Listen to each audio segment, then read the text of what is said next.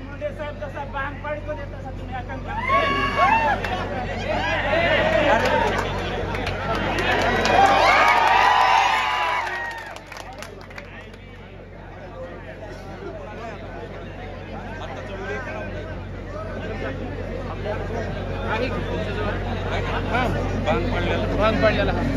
लातूर लोकसभा मतदारसंघाचे महायुतीचे सगळ्यांना विनंती करतोय थोडं बाजूला व्हावं नंतर काही म्हणल्यावर अपमान होईल लोकप्रिय खासदार डॉक्टर सुधाकररावजी शिंगारे व्यासपीठावर उपस्थित या विधानसभा मतदारसंघाचे लोकप्रिय आमदार आदरणीय बाबासाहेबजी पाटील, आमचे मार्गदर्शक माजी आमदार आदरणीय गोविंददा केंद्रे, भारतीय जनता पार्टीचे ज्येष्ठ नेते आदरणीय गणेशरावजी हाकेसाहेब, माजी आमदार आदरणीय भगवानजी खंदारे साहेब, ज्यांचा घसा बसल्यामुळे त्यांच्या अर्ध्या भाषणाची माझ्यावर जबाबदारी दिली आहे ती आदरणीय दिलीपरावजी देशमुख साहेब, व्यासपीठावर उपस्थित राजकुमारजी मजगे, शिवानंदजी हैबतपुरे, शिवाजीरावजी देशमुख, शिवानंदजी ढेंगणे, अमित रेड्डी, भरतभाऊ चामे, त्र्यंबकरावजी गुट्टे, अशोकदादा केंद्रे, अयोध्याताई केंद्रे, शिवाजीराव काळे, अश्विनीताई कासवाळे, धनराजजी गुट्टे, सुदर्शन मुंडे, अंकुश महाराज, निखिल कासनाळे, सुनील केंद्रे, व्यासपीठावर महायुतीच्या सर्व घटक पक्षाचे सन्माननीय नेते आणि आजच्या या अहमदपूरच्या सभेला इथं उपस्थित मोठ्या संख्येने असलेल्या माझ्या माय मावल्या, वडीलधारी मंडळी आणि उत्साहात असणाऱ्या माझ्या इथं उपस्थित असंख्य तरुण भावांनो आणि पत्रकार मित्रांनो,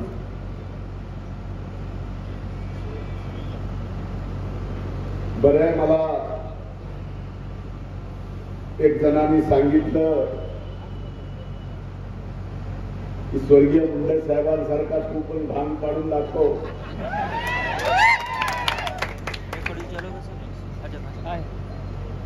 गंगवा पण स्वतःचा दिला, त्याच्यासोबत आरसाही दिला असता तर बरं झालं.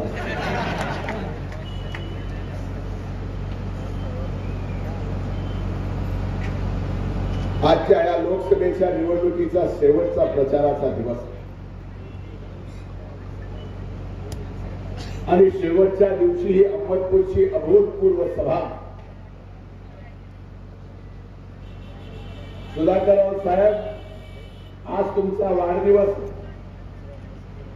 माझ्या वतीने शुभेच्छा तर देतोच, पण अहमदपूरला ज्या वेळेस अशी ऐतिहासिक सभा होते त्या त्यावेळेस ऐतिहासिक विजय सुद्धा होतो. हेच अधोरेखित आजच्या या सभेमध्ये प्रत्येक जणाचं पाहिल्यावर मला विश्वास आहे. खरं तर ही लोकसभेची निवडणूक, ही निवडणूक काही ग्रामपंचायतीची नाही, नगरपंचायतीची नाही, नगरपालिकेची नाही, पंचायत समितीची नाही, जिल्हा परिषदेची नाही, विधानसभेची नाही. जगातल्या सर्वात मोठ्या लोकशाहीच्या या भारत देशातल्या लोकसभेची ही निवडणूक आहे. लोकसभेची निवडणूक म्हणजे देशातला लोकशाहीचा लोक उत्सव आहे. आणि या लोकसभेच्या निवडणुकीत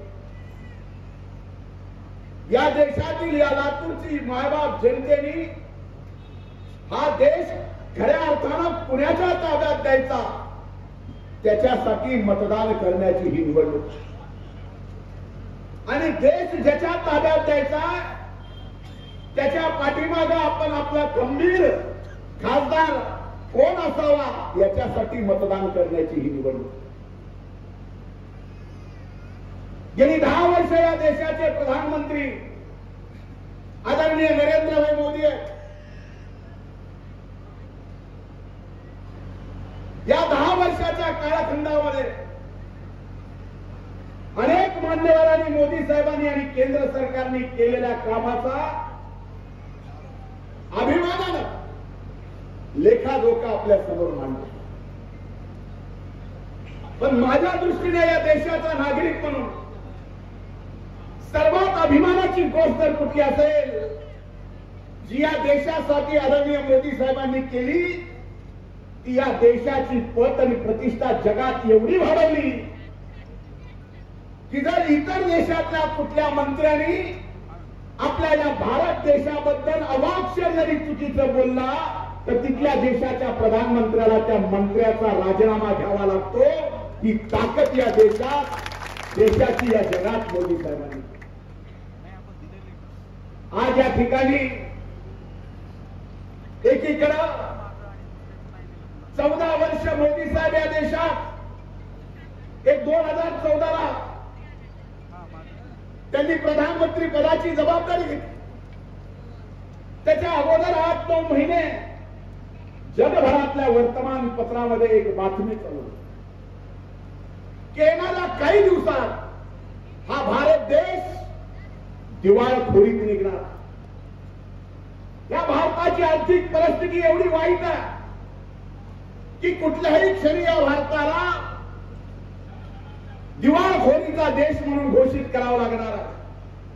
अशा भयंकर परिस्थितीत मोदी साहेबांनी या देशाच्या प्रधानमंत्री पदाची जबाबदारी 2014ला घेतली आणि 10 वर्षात अभिमानानं सांगावं असं वाटतं की जगातली 5वी आर्थिक मोठी शक्ती म्हणून आपला देश आज या जगामध्ये उभा आहे.